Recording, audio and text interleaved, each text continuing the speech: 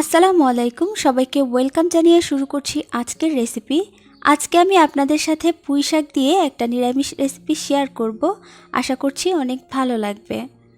তো প্রথমেই একটা কড়াইতে আমি 2 থেকে 3 টেবিল চামচ তেল দিয়ে দিলাম। তেলটা হালকা গরম করে নিয়ে হাফ চা চামচ দিয়ে দিচ্ছি 5 ফোড়ন আর 2টা শুকনো মরিচ দিয়ে দিচ্ছি। এবার এগুলোকে কয়েক সেকেন্ডের জন্য একটু ভেজে নেব, পুড়িয়ে ফেলা যাবে না। ভাজা হয়ে গেলে তারপর দিয়ে দেব কয়েকটা কাঁচামরিচ ফালি। যেহেতু শুকনো মরিচের গুঁড়া কম ব্যবহার করব, তাই কাঁচামরিচটা বাড়িয়ে দিবেন। এবার এগুলোকে একটুখানি ভেজে দিয়ে দেব বেগুনগুলো কিভাবে কেটেছি নিশ্চয়ই দেখতেই পারছেন। আর দিয়ে দিচ্ছি মিষ্টি কুমড়া।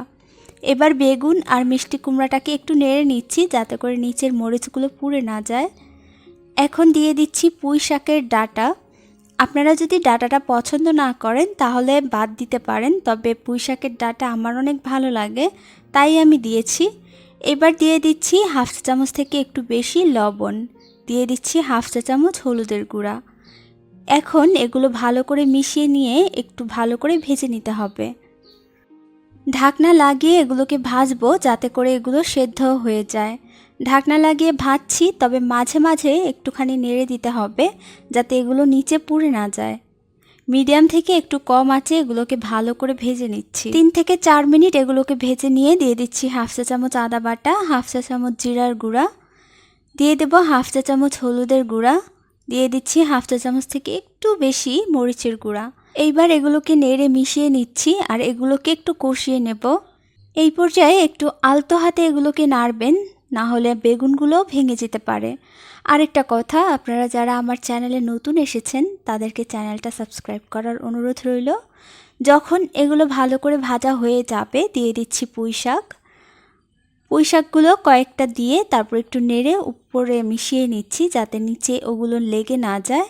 মিশিয়ে নেওয়া হয়ে গেলে তারপর বাকি পাতাগুলো দিয়ে দিচ্ছি।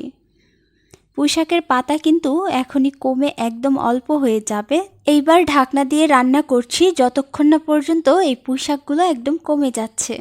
চুলার আঁচ কিন্তু মিডিয়াম থেকে একটু কমে রাখবেন।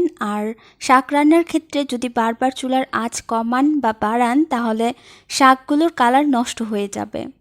তো ঢাকনাটা খুলে আমি নেড়ে দিচ্ছি যখন পুঁই শাকগুলো একদম কমে গেছে। দেখতেই পারছেন কতগুলো দিয়েছিলাম, তবে কমে একদম অল্প হয়ে গিয়েছে। এইবার আমি এর মধ্যে হাফ চা চামচ পরিমাণ চিনি দিয়ে দিলাম।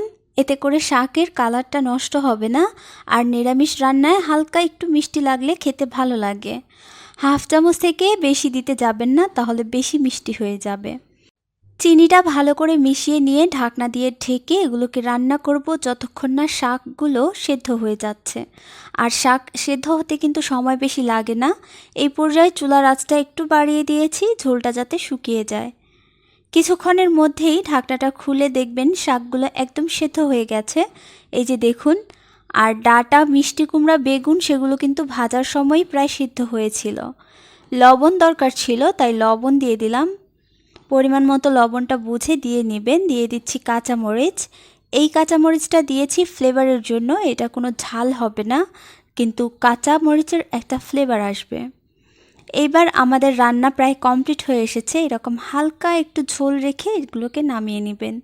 এতে করে এগুলো পরে একটু টেনে নেবে আর খেতে দারুণ লাগবে। আজকের রেসিপি কেমন লেগেছে কমেন্টে অবশ্যই জানিয়ে যাবেন।